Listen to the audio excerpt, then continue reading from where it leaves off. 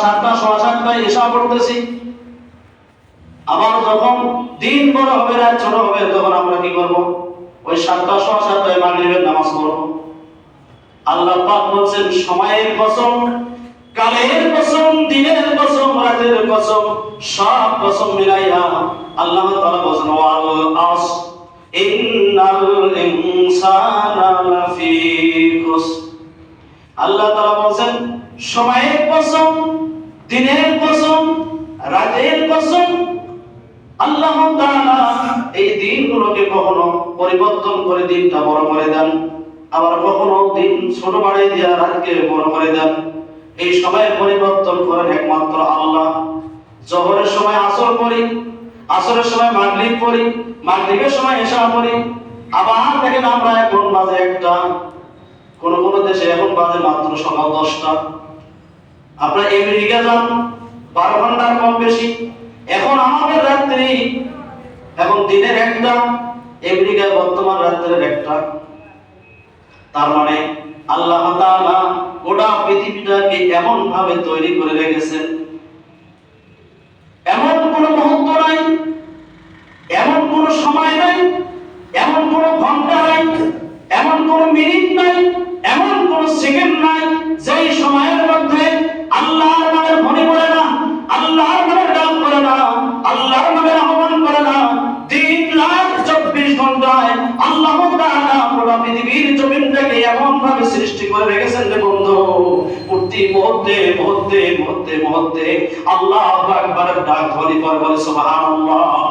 কোন সময় আল্লাহর ডাক বন্ধ থাকে না, কোন মুহূর্তে বন্ধ হয় না।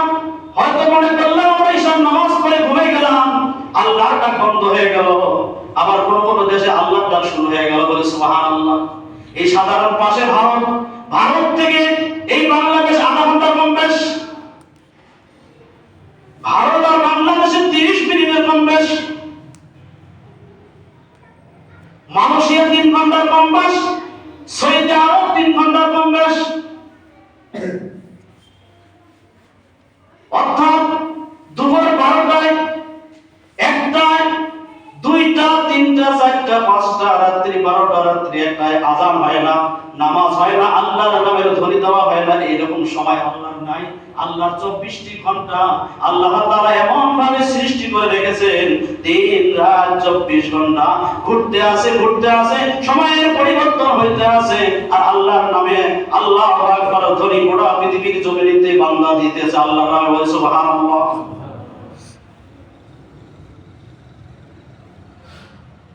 ইন্নাল ইনসানা লাফি খুসর। আল্লাহ তাআলা কসম করে বলেন ওয়াল আস, আমার আসরের কসম, দিনের কসম, রাতের কসম, কালের পরিবর্তনের কসম করে আমি আল্লাহ বলছি। ইন্নাল ইনসানা, ইন্না মানে নিশ্চয়, নিশ্চয়, ইনসান মানে মানুষ, লাফি খুসরি মানে মানুষ ক্ষতিগ্রস্তের মধ্যে রয়েছে। আর আপনারা বলতে পারেন হুজুর আমরা কেমনে ক্ষতিগ্রস্ত? আমরা তো আরামে খাচ্ছি, খাওয়ার কোনো সমস্যা নাই, আমাদের কিসের ক্ষতি? আমরা তো আরামে ঘুমাচ্ছি, আমাদের ঘুমের কোনো সমস্যা নাই, আমরা কিসের ক্ষতিগ্রস্ত? আমরা তো চাকরি করছি, মাস মাসে অনেক টাকা পাচ্ছি, বেতন পাচ্ছি, আমরা কিসের জন্য ক্ষতিগ্রস্ত? আমাদের তো সমস্যা নাই, আমাদের গাড়ি আছে, বাড়ি আছে, সব কিছু আছে, আমরা তো ক্ষতিগ্রস্ত না। বন্ধু, অবশ্যই আমরা ক্ষতিগ্রস্ত। আপনি আপনার জীবনটাকে সেকেন্ডে সেকেন্ডে মিলাই দেখেন। আল্লাহ যে বলছে ইন্নাল ইনসানা লাফি খুসর, নিশ্চয় ইনসান মানে মানুষ ক্ষতিগ্রস্ত। এই ক্ষতিগ্রস্ত আপনার আমার জীবনে মিলালে আমরা পেয়ে যাব। ও বন্ধুরে, ফজরের নামাজ যারা পড়েছেন আর পড়েন নাই, ফজরের নামাজ পড়েছেন আর পড়েন নাই, যে ফজরের নামাজ পড়ছে সে ক্ষতি থেকে বেঁচে গেছে, যে ফজরের নামাজ পড়ে নাই সে কত কোটি কোটি গুনাহ আর হচ্ছে, কত ক্ষতির মধ্যে পড়েছে। আপনি নিজের জীবনটাকে বিশ্লেষণ করে দেখেন আল্লাহর কথার সাথে মিলে কি নাই। এরপরে আসুন রমজান মাসে যারা রোজা রাখে তারা ক্ষতির থেকে বেঁচে যায়, আর রোজা রাখে না তারা ক্ষতিগ্রস্ত হয়ে যায়। এরপরে আসুন আল্লাহ তাআলা বলেন তোমরা তোমাদের মাল হিসাব করে তোমরা কি করো? যাকাত দাও, সদকা দাও। যারা টাকা পয়সা জমা জমি সম্পদ স্বর্ণ রত্ন রূপা হিসাব করে যারা বছরে বছরে মালটাকে পবিত্র করে, যারা সঠিকভাবে কি করে যাকাত আদায় করে, যারা যাকাত আদায় করে সঠিকভাবে তারা ক্ষতি থেকে বেঁচে যায়, আর যারা যাকাতের মাল সহ নিজে ভক্ষণ করে তারা ক্ষতিগ্রস্ত হয়ে যায়। যারা সুদ দেয় তারা ক্ষতিগ্রস্ত হয়ে যায়, যারা সুদ নেয় তারা ক্ষতিগ্রস্ত হয়ে যায়, যারা সুদ থেকে বেঁচে থাকতে পারে তারাই ক্ষতি থেকে বেঁচে যায়, যারা ঘুষ দেয় তারা ক্ষতিগ্রস্ত হয়ে যায়, যারা ঘুষ নেয় তারা ক্ষতিগ্রস্ত হয়ে যায়, আর যারা ঘুষ থেকে সুদ থেকে বেঁচে থাকতে পারে তারা খুশি থেকে বেঁচে থাকতে পারে। আমার বন্ধুগণ, সারাদিনে এই জবানটা দিছে আল্লাহ, এই জবানটা আমরা চালাই।